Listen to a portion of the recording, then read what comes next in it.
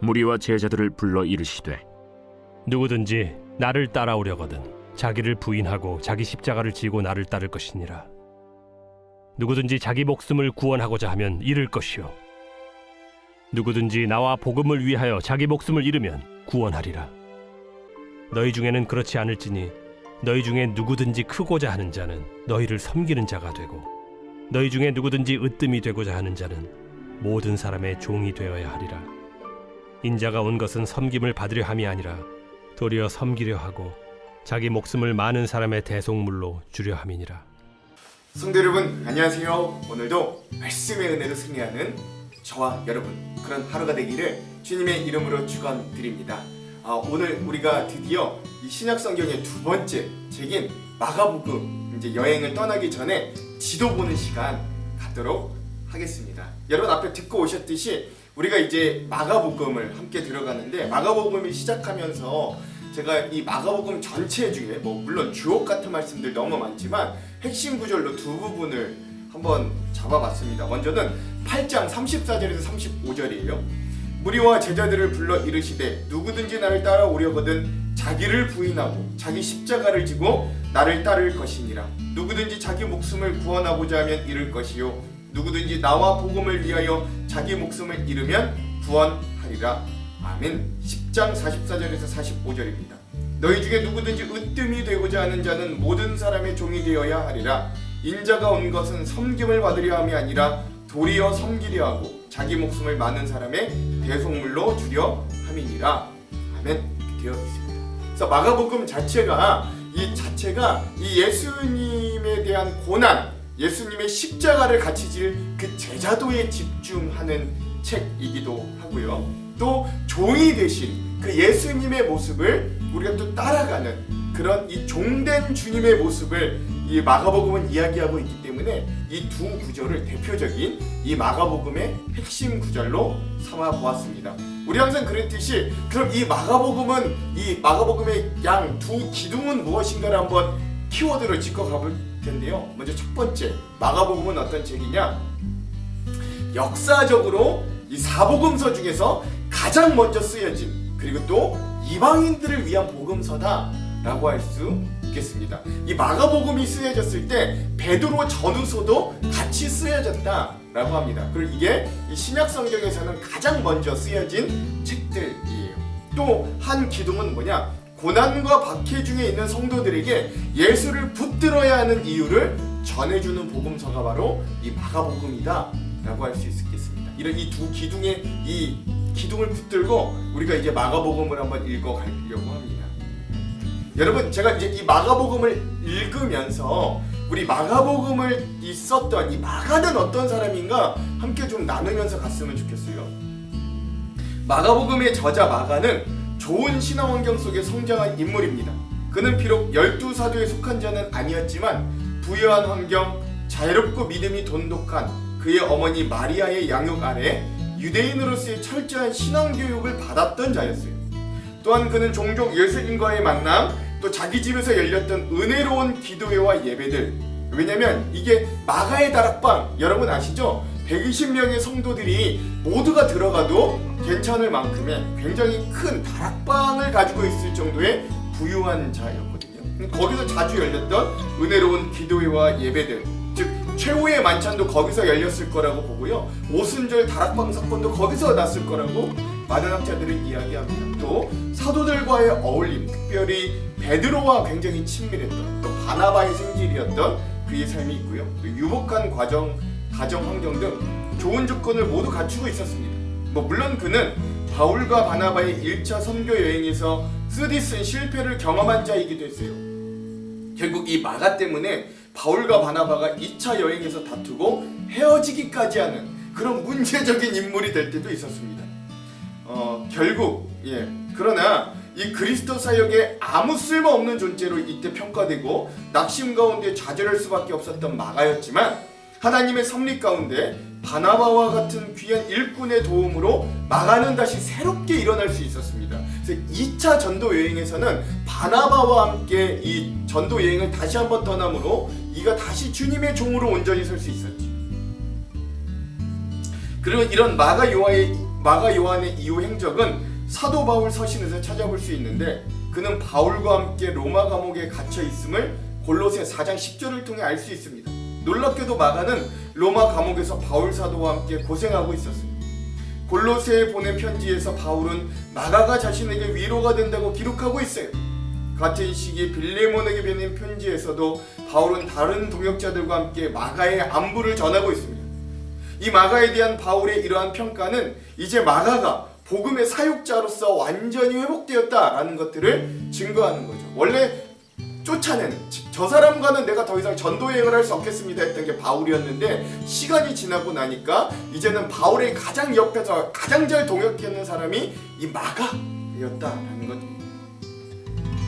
이 마가에 대한 바울의 마지막 언급은 사도 바울이 순교하기 얼마 전 디모데에게 보낸 편지 디모데후서 4장 11절에 나옵니다. 거기서 바울은 디모데에게 어서 속히 나에게 오라고 하면서 겨울이 이르기 전에 오라고 이야기하면서 마가를 데리고 오라. 저가 나의 일에 유익하다라고 말하고 있기까지 합니다. 즉 이 마가가 복음 사역에 매우 유용한 사람이라고 생각한 사람은 바울뿐만이 아니었어요. 베드로는 베드로전서 5장 13절에 내 아들 마가라고 이 마가를 부를 정도였습니다. 그래서 마가는 사도 베드로의 훌륭한 통역관이자 동역자가 되었던 사람이기도 해요. 베드로는 나중에 이스라엘을 떠나 로마를 비롯해 이방 세계 복음을 전하게 되는데 이때 마가가 베드로와 동행하면서 베드로의 복음 사역을 결정적으로 도왔다고 교회 역사에 전승되고 있습니다. 마치 사도 바울에게 디모데가 있었다면 베드로에게는 이 마가가 있었다라는 거죠. 이후에 마가의 재능과 신앙은 성령에 의해 더 크게 자라 드디어 이 마가복음이라는 위대한 복음서를 우리에게 남겨주었던 사람이 되었습니다. 이 마가복음은요 4복음서 중에서 가장 역사적으로 가장 먼저 기록되었고 공관복음, 마태, 마가, 누가 이 3개의 복음 중에서 그 기사의 순서가 정확하여서 그리스도의 생애를 파악하는 기초자료, 토대가 된다, 기준이 된다라고 할 수 있어요. 그러니까 다른 성경들도 이 마가복음을 참조하면서 썼다라고 봐도 과언이 아닙니다. 그래서 이 마태복음과 마가복음은 90% 거의 비슷하다라고까지 이야기해요. 그리고 난 이후에 유력한 기독교 전승에 의하면 이 마가는 이후에 알렉산드리아 교회의 창립자가 되고 감독으로서, 즉 지금으로 치자면 담임 목사로서 그곳에 머물며 이집트 지역의 선교에 힘쓰다가 트라이아누스 로마 황제의 박해를 받아 줄에 매여 끌려다니며 고초를 당하다 불 속에 던져져서 순교하는 삶을 살았다라고 이야기가 전해지고 있다라고 합니다. 그런 마가가 집필한 책이 바로 오늘 내일부터 우리가 읽을 이 마가복음이다. 여러분 이것들을 좀 아시면 좋겠습니다. 그래서 우리가 마가복음의 마가라고 하면 유복하고 또 좋은 환경에 자라났지만 실패도 했습니다. 그를 통해 바울과 바나바가 다투고 흩어지기까지 했어요. 굉장히 큰 실패를 경험했던 자입니다. 그러나 하나님은 그런 실패한 자들을 완전히 버리지 않으시고 그가 다시금 일어나도록 여러 사람과 사도들을 붙여주셔서 그가 종국에는 결국 어려운 시기 주님의 복음서를 쓰고 전달할 수 있는 귀한 사역자로 세웠다라는 사실을 우리가 잊어서는 안 된다. 이런 의미들도 있다. 마가복음은 그런 자가 쓴 책이다라는 것들을 좀 아셨으면 좋겠어요. 자, 그럼 이런 마가복음에 대한 개요를 한번 함께 들어가 보도록 할게요. 첫 번째, 자 마가복음의 이름은요 헬라어로는 카타마르콘, 카타마르콘이라고 합니다. 마르코스라고도 하고요, 마커스라고도 하고요. 그래서 카타마르콘하면 무슨 뜻이냐면 마가에 의한, 이게 원래 이 헬라어 마가복음의 원책 제목이었다고 합니다. 근데 이게 사복음서에 들어가다 보니까 그 뒤에다가 후대에 유앙겔리온이라고 하는 복음서라는 것들을 붙인 거예요. 그래서 마가에 의한 복음서라고 헬라어로는 카타마르콘 유앙겔리온이라는 이름이 돼 있다라고 이야기합니다. 특히 이 마르콘, 마가라는 이름의 뜻은요 망치라는 뜻이라고 합니다. 근데 이 마가를요, 그러니까 이 마가를 유대인식의 이름으로 바꾸면 요한입니다. 사실 그러니까 요한이라는 이름이 맞지만 이 마가는 로마식의 이름으로, 요한이라는 이름을 로마식으로 바꾸면 마가가 된다고 해요. 왜 이렇게 마가라고 이름을 바꿨는가? 이방 전도를 위해 로마식으로 이름을 붙인 것으로 예측됩니다. 즉, 이 마가는 로마에서 활동했기 때문에 이 로마 사람들이 훨씬 친근하게 느껴질 이름. 요한이라는 이름은 이스라엘 사람들이 친근하게 느껴지지만 로마 사람들은 마가라고 하는 이름이 친근하게 느껴지는 것. 그래서 이는 요한이라는 유대인식 이름 대신에 마가라고 하는 로마식 이름을 사용했다. 이것도 아시면 돼요. 자, 영어 성경으로는 The Gospel According to Mark. 그래서 마가에 의한 복음. 그리고요. 그래서 우리 한글 성경도 마가복음이라는 이름으로 우리 마가복음을 이야기하고 있다. 알 수 있습니다. 자, 두 번째 저자는 당연히 마가 선생님입니다. 근거는 세 가지예요. 사도행전 12장 12절에 보면 이 마가의 어머니 마리아는 예루살렘에 120명 이상의 사람들이 모여 예배드릴 수 있는 큰 집을 소유한 가문의 부유한 유대인 출신임을 보여줍니다. 그렇죠? 사도행전 12장 12절 깨닫고 마가라 하는 요한의 어머니 마리아의 집에 가니 여러 사람이 거기에 모여 기도하고 있더라 라고 하면서 베드로가 위협을 당하고 위협을 당하고 왔을 때 이 마가의 다락방, 그의 어머니 마리아의 집, 그 다락방에 다시 한번 들어가서 많은 사람들이 거기서 기도하고 있는 장면들을 보여주기도 합니다. 두 번째, 골로새서 4장 10절 바나바의 생질, 그러니까 생질이라는 건 누이의 아들, 조카를 이야기하기도 하고 또 어떤 학자들은 보통 사촌이라고도 이야기합니다. 여기에도 마가가 등장해요. 골로새서 4장 10절 나와 함께 갇힌 아리스다고와 바나바의 생질 마가와 이 마가에 대하여 너희가 명을 받았음에 그가 이르거든 영접하라 라고 해서 이 바울이 이 마가를 영접하라고 할 정도로 이 마가가 굉장히 복음의 일꾼이 되었고 그가 바나바의 생질, 즉 바나바의 조카나 또는 사촌으로 소개되고 있다는 것도 볼 수 있어요. 자, 세 번째, 베드로전서 5장 13절입니다. 베드로는 이 마가의 모친 마리아의 집에 자주 왕래하였던 아주 친밀한 관계임을 알 수 있고요. 베드로 사도가 마가에게 직접 예수님을 전하여서 그리스도인이 되게 하였고 또한 마가복음의 근본 자료도 이 베드로에게 전수받았다고 많이 학자들이 보통 그렇게 인정합니다. 베드로전서 5장 13절 베드로가 마가를 뭐라 그러느냐, 택하심을 받은 바벨론에 있는 교회가 너희에게 무난하고 내 아들 마가도 그리 하느니라 하는 거죠. 이 베드로가 자기와 함께 있는 내 아들 마가라고 할 정도로, 그래서 제가 앞서서도 말씀드렸지만 바울에게는 그 믿음의 아들 디모데가 있다면 베드로에게는 그 믿음의 아들 이 마가서를 저작한 마가가 있었다라는 것들을 알 수 있는 거죠. 자, 네 번째 근거는 뭐냐? 마가복음 14장 51절 21절에서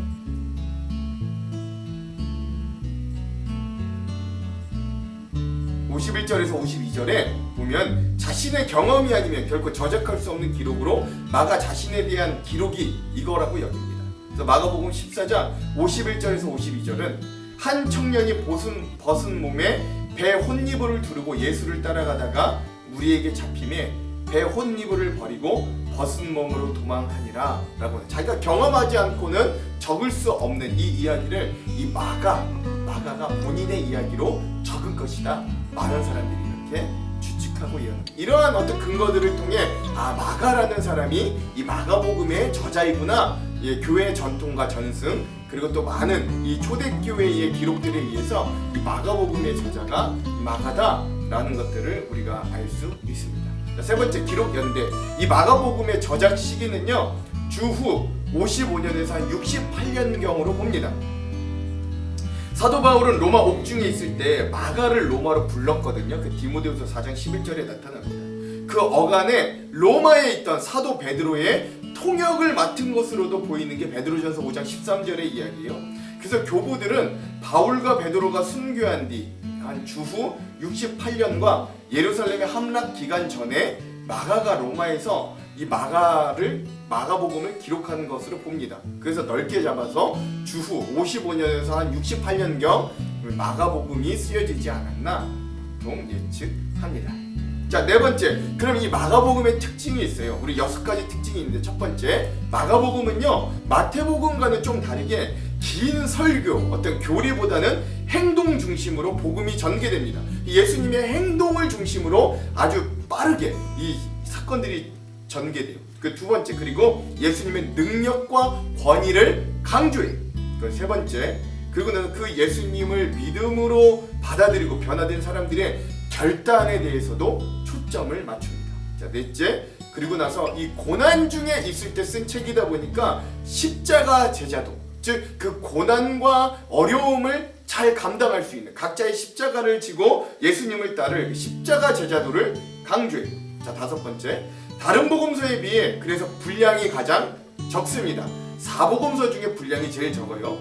왜냐하면 사건에 집중하기보단 그것을 요약하고 더욱 중요한 십자가를 향해 예수님의 움직임에 의도적으로 초점을 맞추기 때문에 그래요. 필요 없는 거 다 쳐내고 핵심들만 계속해서 보면서 예수 그리스도의 십자가 사건을 향해 급속하게 달려가는 게 마가복음입니다. 마지막 여섯 번째, 그리고 마태복음과 마가복음은 그 내용이 한 90% 정도 충족된다. 근데 마태복음이 마가복음을 재료로 쓴 것이다 라고 보는 게 더 좋다라고 할 수 있겠습니다. 자, 그러면 다섯 번째, 우리가 이 마가복음의 한 큰 주제 세 가지를 함께 나눌 건데요. 첫 번째 주제, 마가복음은요 고난과 박해를 받을 때 이 책을 읽으라 그렇게 쓰여진 책입니다. 마가복음이 쓰여졌을 당시의 상황은 결코 만만치 않은 상황이었습니다. 마가가 로마에서 이 책을 기록했다면 그는 당시 로마 황제의 어마어마한 기독교 박해에 직면했을 거예요. 주후 64년 네로 황제는 정신 이상으로 인해서 시상이 떠오르지 않는다는 이유로 스스로 로마에 큰 방화를 일으켜서 로마를 순식간에 잿더미로 만들었지만 그는 이 모든 잘못을 그리스도인들에게 뒤집어 씌우고 그 그리스도인들에 대한 대대적인 박해를 치르게 되었습니다.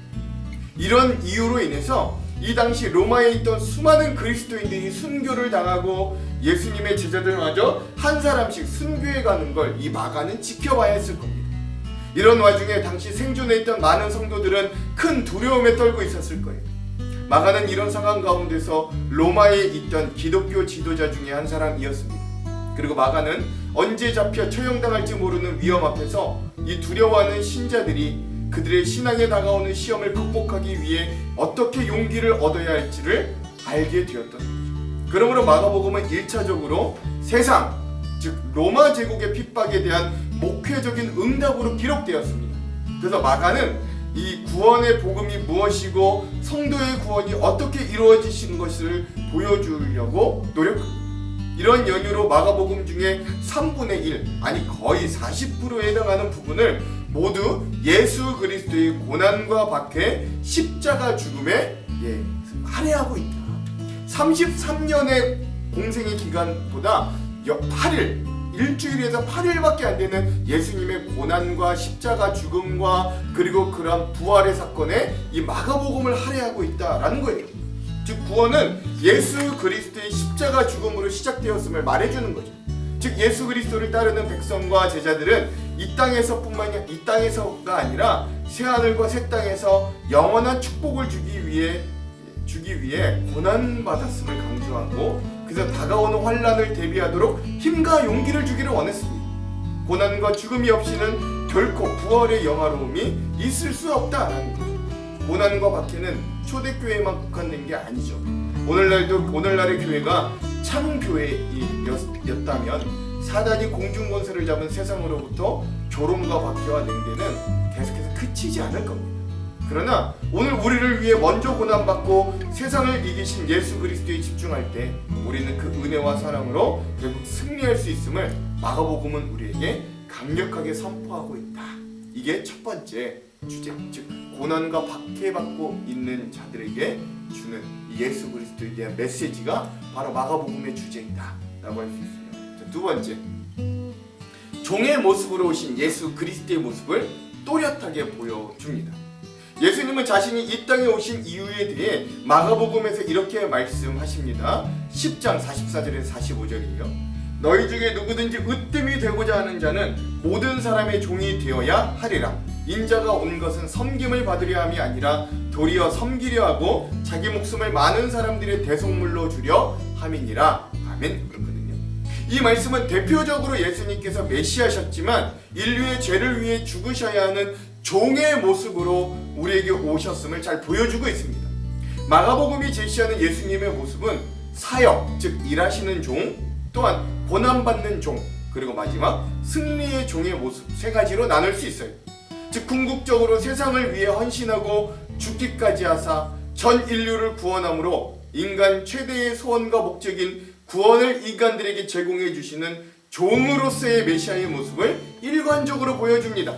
즉 인간을 섬기려는 최종 목적, 즉 예수님의 십자가 구속 사역이라는 한 목적하에 마가복음은 그 길을 향해 다른 것엔 눈을 돌리지도 않고 외골수로 달려가고 있다라는 거죠. 우리가 세 가지 예수님의 종의 모습을 한번 구체적으로 살펴볼 건데, 먼저 첫 번째, 일하시는 종의 모습입니다. 마가복음 1장에서 10장까지가 나와요.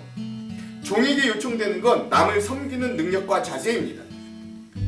그래서 마가복음은 마태복음에서는 예수님의 가르침을 상세히 기록했던 것과는 대조적으로 예수님의 행동과 사역에 더욱더 관심을 둡니다. 그러므로 마가복음은 예수님의 성육신, 성장의 과정 등 세세한 이야기는 거두절미하고 곧바로 예수님의 공생애의 이야기로부터 시작이 돼요. 그리고 줄기차게 예수님께서 행하신 놀라운 사역을 박진감 넘치게 연결시켜 나갑니다. 물론 마가복음이 예수님의 가르침을 그렇다고 생략한 것은 아니지만 마태복음에 비하면 많은 요약 또 여러 가지 가르침을 한 묶음으로 묶어 전달하는 방법들로 보여주기도 해요. 그러므로 마가복음은 이렇게 일하시는 종으로서 예수님의 모습을 보여주므로 먼저 세상을 사랑하셔서 겸손히 섬기시는 예수님의 사랑을 실증하는 동시에 십자가 구속의 희생을 통해 영원한 인간을 구원하시며 섬겨주시는 종으로서의 복음을 우리들에게 본으로 보여준다. 예수님이 일하시고 섬기시니 우리도 종으로서 일하고 섬기게 하신다라는 것이죠. 자, 두 번째 모습은 고난받는 종입니다. 이건 마가복음 11장에서 15장까지에서 드러납니다. 앞서 일하시는 종으로서 사역으로 다져온 과정 속에서 계속해서 고조되어 오던 이 예수님에 대한 배척과 반대가 이 11장과 15장에 폭발하여서 예수님께서 고난과 순환을 통해 십자가 죽음에 이르는 과정을 생생하게 그린 단계입니다. 이렇게 고난받는 종의 모습은 세상의 관점에 보기엔 처절한 패배로 보이는 거예요. 즉 예수님이 결국 승리하고 이 땅을 정복한 게 아니라 로마의 가장 큰 형벌인 십자가에 달려 죽는 실패를 보여주죠. 그러나 이 패배, 그 순환과 자기 희생의 죽음을 통해 예수님은 인류 구원을 이루시는 승리의 모습을 잘 보여줍니다. 이 부분은 사실 역사적으로도 일주일이 조금 넘는 8일 정도의 기간인데 이 8일간의 기록이 앞서 33년의 공생의 기간에 대한 기록이 절반이 넘는 분량을 기억한다면 마가복음이 얼마나 고난받고 죽임당한 종으로서의 예수님의 모습에 집중하고 있는가를 잘 알 수 있습니다. 그러므로 이러한 고난받는 종으로서의 예수님의 모습을 통해 당시 로마 네로 왕제의 극심한 박해가 가운데 있는 성도들을 위로하고 그리스도인의 본분은 자기 희생과 고난의 길로 십자가를 지는 길과 제자도임을 보여주는 역할이다 라고 할 수 있습니다. 자, 마지막 세 번째, 예수님의 종의 모습은 승리의 종의 모습입니다. 이게 마지막 16장이에요. 예수님은 스스로 일하시는 헌신의 종과 스스로 자기를 죽여 고난과 순환의 길로 가셔서 구원의 길을 여셨던 이 고난받는 종의 모습에서 머무르지 않으십니다. 그리고 결국 예수님은 부활 승리하셔서 결국 자신을 믿는 자도 부활시키고 구원해 주실 것을 입증해 주시는 거예요. 그리고 앞서 자신의 죽음 이전부터 훈련시킨 제자들을 다시 불러 모으셔서 복음을 세상에 전할 복음 전파자들로 임명해 주십니다. 그리하여 결국 영원한 구원의 종으로서 예수님의 사역에 대한 복음도 세상 끝날까지 영원성을 갖게 되었고 그 예수님을 따라 제자와 성도된 자들도 승리할 수 있는 소망을 강렬하게 보여준다. 그래서 예수님은 사역하고 일하시는 종, 또한 구원을 위해 고난받고 죽임당하는 종, 그러나 부활하여 승리하시는 승리의 종의 모습으로 마가복음에 등장한다 라는 것들을 우리가 기억했으면 좋겠습니다. 자, 마지막 세 번째 주제는요, 행동하고 결단하는 제자도에 대한 강조입니다. 마가복음은 네 복음서 중에 분량이 가장 적다고 했죠. 또한 앞서 말씀드렸듯이 예수님께서 설파하신 교훈이나 교리보다는 예수님의 행동, 즉 그의 이적이 다른 무엇보다 강조된 책이기도 합니다. 또한 마가복음에서 특징은 즉각이라는 뜻의 헬라어 유두스가 42번이나 사용된 것으로 보아 상당히 즉각적으로 행동하는 것이 바로 제자도의 가장 중요한 자세임을 말해주기도 하는 거예요. 즉 성도는 이 말씀이 나에게 다가왔을 때 즉각적으로 반응하고 즉각적으로 행동해야 된다라는 거죠. 그러므로 마가복음이 우리에게 가르치는 제자도의 첫 번째 방향은 삶에서 행동으로 즉각적으로 실천하는 제자도입니다. 그것도 말씀을 들은 즉시 바로 행동과 순종으로 삶에 나타나는 제자도를 우리에게 강조해 줍니다. 현대 그리스도인들은 말씀을 듣는 귀는 깊어지고 그들의 입에서 나오는 말은 믿음의 말은 현란해지고 성경과 복음에 대한 지식은 놀랍도록 풍성해졌으나 그 어느 시대보다 쏟아지는 말씀의 홍수 가운데 가장 빈곤한 순종과 삶의 행동력을 가진 시대를 살아가고 있습니다. 이때 마가복음은 우리들에게 삶에서 행동하라, 즉시 행하라, 도전을 준다라는 거죠. 자, 두 번째, 마가복음의 제자도의 방향은 고난 가운데서도 예수를 따르겠다는 결단이 진정한 제자도임을 우리에게 가르쳐 줍니다. 이 당시 로마 제국의 박해에 직면한 초대교회 성도들을 향해 먼저는 예수님의 순결하고 처절한 십자가 구속 희생이 있었기에 성도들의 구원이 가능했음을 보여주고 또한 나아가서 결국 이러한 주님의 고난에 동참하면서 주의 구원을 확실히 얻는 것은 물론 예수님께서 고난을 이기고 부활 승리하셨듯이 제자들도 주 안에서 이러한 놀라운 승리와 영광을 얻을 수 있음이 마가복음이 우리들에게 보여주는 어려운 가운데서도 십자가를 지고 따르기를 결단하는 제자도의 모습이다 라고 하겠습니다. 마가복음은 이러한 어려운 상황 속에서 초대교회 성도들과 제자들을 향해 주님께서 몸소 겪으신 고난과 십자가 죽음을 담대하게 써내려갔어요. 그러므로 이 당시 기독교인들에 대한 박해와 순교의 위협이 계속되는 가운데 많은 그리스도인들은 이런 질문들에 직면하게 되었다고 합니다. 예수님, 당신은 도대체 누굽니까? 그리고 예수님께서 과연 신앙을 고백하고 믿음을 지켜나가는 교회와 그 신자들을 과연 지키고 보호할 수 있는 진정 살아계신 분입니까? 라고 하는 질문들에 직면했다는 거죠. 오늘 우리도 현실적인 문제들과 신앙의 무력함을 절절히 느끼며 이 당시 성도들과 비슷한 질문을 우리의 입으로든 마음으로든 무의식적으로든 하고 있는지 모르겠습니다. 그러나 그때 마가복음 속 예수님은 우리들에게 이렇게 결단을 촉구하시는 거예요. 8장 34절에서 35절 무리와 제자들을 불러 이르시되 누구든지 나를 따라오려거든 자기를 부인하고 자기 십자가를 지고 나를 따를 것이니라. 누구든지 자기 목숨을 구원하고자 하면 잃을 것이요 누구든지 나와 복음을 위하여 자기 목숨을 잃으면 구원하리라. 아멘. 그렇죠? 그러므로 내일부터 우리가 마가복음의 여행을 떠나면서 이런 제자도의 길을 담대히 가는, 그래서 행동과 결단의 제자들로 도전받고 성장하는 시간들, 여행이 되기를 간절히 축원드립니다. 이것들이 우리가 마가복음을 읽기 전 함께 나누었던 세 가지 큰 주제들이다 라고 할 수 있어요. 자, 마지막으로 우리 여섯 번째, 우리 마가복음의 구조에 대해서 함께 나눠보도록 하겠습니다.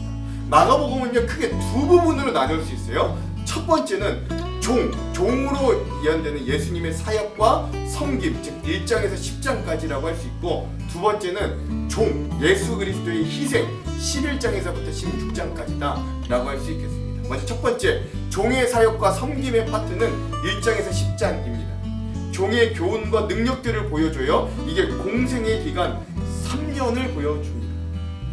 여기는 네 부분으로 나눠지는데요. 첫 번째, 1장은 종이 준비되는 모습. 두 번째, 종이 반대를 겪고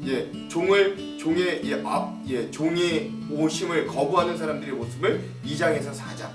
세 번째, 종의 기적과 사역의 모습을 5장에서부터 8장 26절까지. 네 번째, 종이 우리에게 가르쳐주는 종의 교훈의 모습을 8장 27절에서 10장까지 보여주는 것이 첫 번째, 종의 사역과 섬김의 파트라고 할 수 있습니다. 자, 두 번째, 종의 희생 그리고 종의 승리의 부분은 11장에서 16장까지입니다. 종의 영원한 구원의 성취이고요, 고난의 8일간의 기록이라고 할 수 있어요.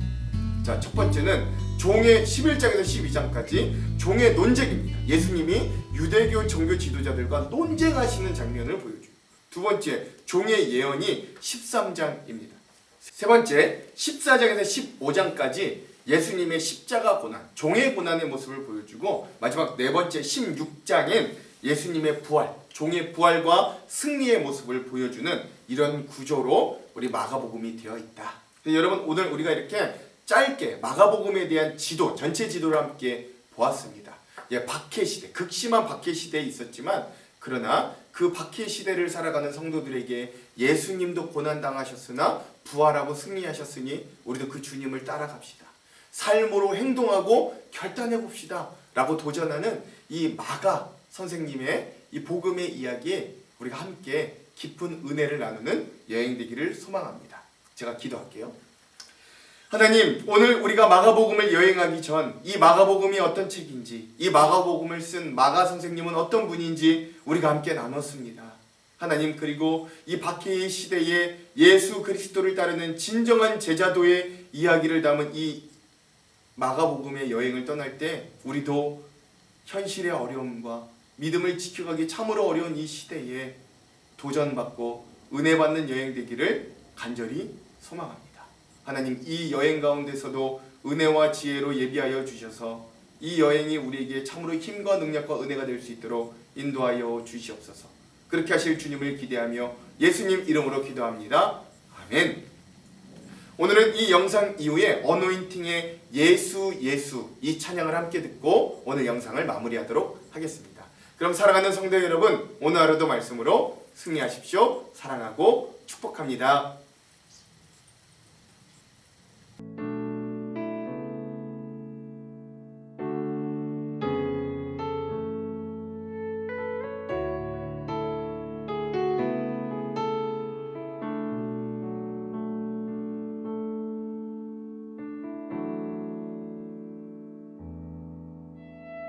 슬픈 마음이 있는 자, 몸과 영혼 병든 자, 누구든지 부르시오. 예수 이름 부르시오. 그 이름을 믿는 자, 그 이름을 부르는 자, 그가 어떤 사람이든 그는 구원 얻으리. 다시 한번. 슬픈 마음 있는 자, 슬픈 마음 있는 자, 몸과 영혼 병든 자, 누구든지 부르시오. 예수 이름 부르시오. 그 이름을 믿는 자, 그 이름을 부르는 자, 그가 어떤 사람이든 그는 구원 얻으리. 예수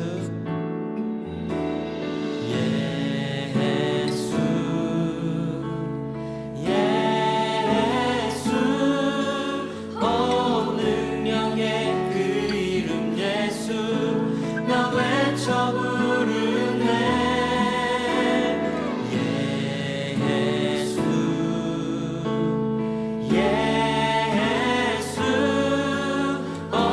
구원의 그 이름 예수, 나 외쳐 부르네. 예수 그리스도.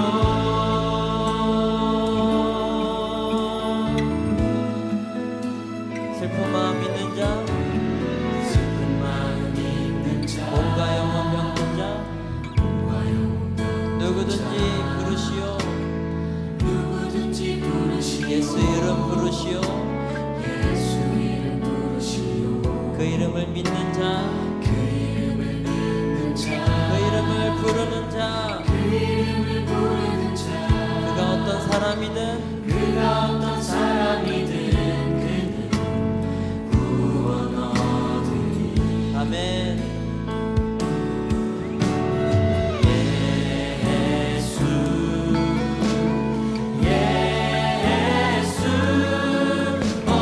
능력의 그 이름 예수, 나 외쳐 부르네. 예수